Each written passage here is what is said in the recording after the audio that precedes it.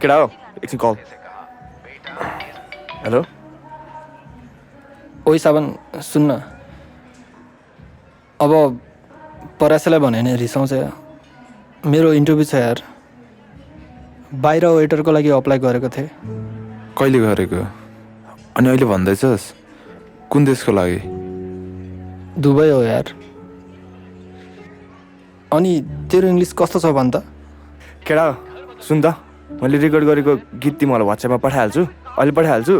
मलाई अनि सुनेर फिडब्याक दिए कस्तो छ भनेर अनि त सुन त के अरे मैले लेखेको लिरिक्समा शब्द मिलाएको छ कि छैन मलाई फिडब्याक दिए है त्यहाँ व्हाट्सएपमा हेर त ए खैले हेर्न कस्तो रिल हेरेर बसिरा व्हाट्सएप हेर्न ओ जीवन के भयो तँलाई अपरास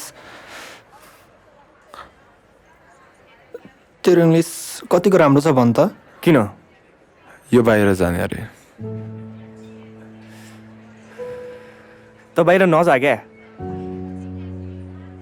मैले तँलाई कति भने भन् त तँ यहीँ केही म तँलाई हेल्प गर्छु भनिरहेको छु त तँलाई बाहिर जानुपर्ने बाध्यता केही छ घरतिर गाह्रो परिसक्यो यार हेर्न अब इन्डाइभ गरेको पैसाले पनि पुग्दैन अनि लगानी पनि त गर्न सक्दिनँ नि यार कस्तो लगानी भनेर भने तैँले त केही आइडिया लिएर म तँलाई यहाँ सपोर्ट गर्छु भनिरहेको छु त